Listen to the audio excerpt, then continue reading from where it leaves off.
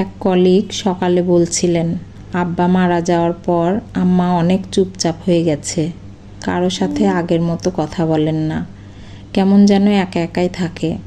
আমি জিজ্ঞেস করলাম, আঙ্কেল অনেক যত্ন করতেন আন্টিকে, হয়তো এই জন্যই তার শোক কাটিয়ে উঠতে পারছেন না। ভাইয়াটা বলল, না আপা, আব্বা আম্মাকে আদর যত্ন কিছুই করতো না, যা করতো আম্মাই করতো। আমাদের দেখাশোনার পাশাপাশি একজন পারফেক্ট স্বামী ভক্ত মহিলা ছিলেন। আব্বা যদি সারা রাত দাঁড়িয়ে থাকতে বলতেন, আম্মা সারা রাত দাঁড়িয়েই থাকতেন। কিন্তু সে তুলনায় আব্বা আম্মাকে মোটেও আদর যত্ন করতেন না। কখনো আম্মার সাথে গল্প করা বা ঘোরাফেরা তো দূরেরই কথা। তবে আব্বার যখন ক্যান্সার ধরা পড়ল, তখন তার সেই পুরুষ দাপট মুহূর্তে গায়েব হয়ে মৃত্যুর আগের 9 মাস আম্মাকে এত আদর যত্ন করতেন, যা মনে করলেই চোখে পানি চলে আসে। শেষের দিকে যখন আব্বা অনেক অসুস্থ, তখন বিছানাতে আব্বা বাথরুম করে দিতেন, আম্মা সেগুলো পরিষ্কার করতেন। দিন নাই রাত নাই জেগে আব্বার কি লাগবে কি লাগবে না তার দিকে খেয়াল রাখা, বুকের সাথে জড়িয়ে ধরে বাথরুমে গোসল করানো, এগুলো সব নিজেদের চোখেই দেখেছি আমরা।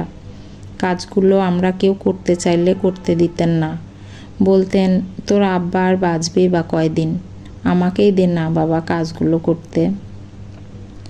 আমরা সেদিকে আগ বাড়িয়ে যেতাম না। আর আব্বার ভালোবাসা তখন অসম্ভব সুন্দর ছিল।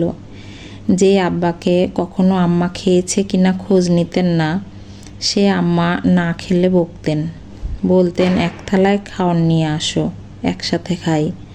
বেশিরভাগ সময় আম্মার হাত ধরে ঘুমাতেন, বলতেন, আমার ভয় লাগে যদি ঘুমের মধ্যে মরে যাই। আম্মা কখনো তার সামনেই কাঁদতেন, তো কখনো আড়ালে। একদিন আমাদের সবার সামনেই আব্বা বললেন, তোমার আম্মাকে একটা গোলাপি শাড়ি কিনে দিও তো। সেদিন বিকেলে আমার ছোট বোন আম্মাকে একটা গোলাপি শাড়ি এনে দিল। আব্বা ওইটা আম্মাকে পরতে বলল। আম্মা পরল।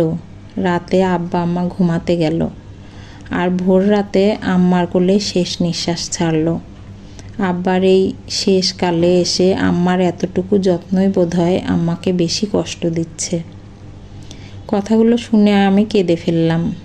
আজকে এমন গল্প আমি প্রথম শুনি নাই, এর আগেও অনেক শুনেছি।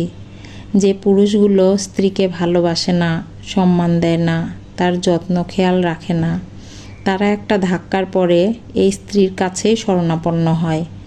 কেউ অসুস্থ হয়ে, কেউ অন্যের কাছ থেকে প্রতারিত হয়ে, কেউ ব্যবসায় লস খেয়ে বা সম্পদ হারিয়ে, কেউ নিজের কোনো অঙ্গ